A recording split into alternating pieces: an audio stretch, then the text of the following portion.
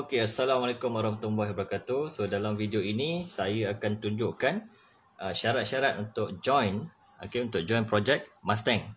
So syarat dia mudah saja tuan-tuan. Tuan-tuan yang pertama sekali tuan-tuan kena buka account saving. Buka account saving di dalam Manulife Insurance Berhad. Bukannya kita minta tuan-tuan beli produk ataupun keluar modal So sebenarnya yang duit yang tuan-tuan keluar tu hanyalah untuk saving. Saving ni pun sangat penting untuk masa depan tuan-tuan juga. So ada dua jenis saving dekat sini, sama ada Manusecure 1020 ataupun Manusecure 2030. Untuk projek Mustang ni, kita syorkan Manusecure 2030. So, apakah dia Manusecure 1020 dan apakah dia pula Manusecure 2030? Jom kita tengok. Baik, Manusecure 1020. Manusecure 1020 ni iaitu tuan-tuan hanya perlu menyimpan buat saving sebanyak RM300, simpan 10 tahun saja. Selepas tu stop. Kita dah tak simpan lagi. Tetapi dividen dan protection, tuan-tuan akan dapat hingga 20 tahun. Simpan 10 tahun tapi dividen dan protection dapat hingga 20 tahun.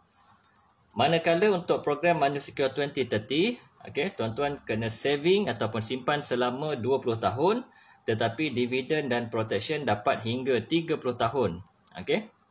Nanti sebentar lagi saya akan terangkan apa dividen yang tuan-tuan akan dapat dan protection. So protection ni tuan-tuan akan dapat yang pertama ialah protection dari segi kematian. Kematian tuan-tuan, waris tuan-tuan akan dapat 24,000, dan sekiranya berlaku kematian daripada kemalangan, waris tuan-tuan akan dapat 10 kali ganda daripada nilai asas tahunan, iaitu 3,600. Seterusnya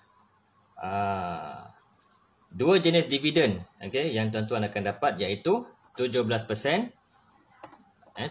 daripada endowment plan dan 4% hingga 8% daripada keuntungan syarikat setiap tahun. Dan Manusecure 2030 ni pun sama juga. Tuan-tuan akan dapat 17% untuk tahun pertama hingga tahun ke-10 dan 4 hingga 8% daripada keuntungan syarikat.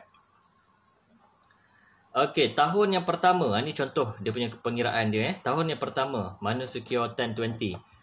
Tahun pertama, tuan-tuan akan menyimpan sebanyak sebulan RM300 ataupun setahun RM3,600. So, apa yang tuan-tuan akan dapat ialah 17% darab dengan RM3,600 ditambahkan dengan 4%. Kita ambil 4% lah, katakan yang paling rendah. 4% darab RM3,600. So, total inilah yang tuan-tuan akan dapat untuk tahun pertama.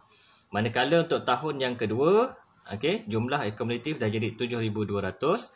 So, tuan-tuan akan dapat 17% darab dengan 3,600 ditambahkan dengan 4% darab dengan jumlah terkumpul, iaitu 7,200. Begitulah untuk tahun yang ketiga. Tahun yang ketiga, tuan-tuan akan berjaya ataupun menyimpan sebanyak 10,800. Daripada 10,800 itu kita akan pecahkan kepada dua dividen, iaitu 17% darab 3,600 dan 4% darab dengan jumlah terkumpul, iaitu 10,800. Untuk program Manusecure 2030 ni dia sama macam Manusecure 1020. Cuma tahun pertama dia akan bagi 17, tahun pertama hingga tahun ke-10 dia akan bagi 17%. Manakala tahun 11 hingga tahun 20 dia akan bagi 33%, dan tahun ke-21 hingga tahun 30 dia akan bagi 70%. Yang ini untuk endowment plan. Yang ini contoh dia lah. Kalau tahun ke-10, tahun ke-11 hingga tahun ke-20, 33% darab dengan 3,600, kemudian 4% ni kita akan darabkan dengan nilai yang terkumpul. Jadi potensi dia, potensi dia kalau Manusecure 1020 ni dalam tempoh 20 tahun, kalau tuan-tuan biarkan dalam Manulife, terkumpul, kita menjangkakan dapat lebih daripada RM120,000.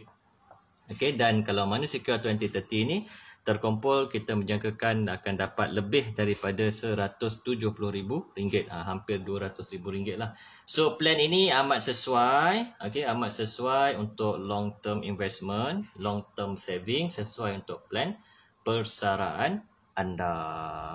Okey, itu saja untuk video kali ini.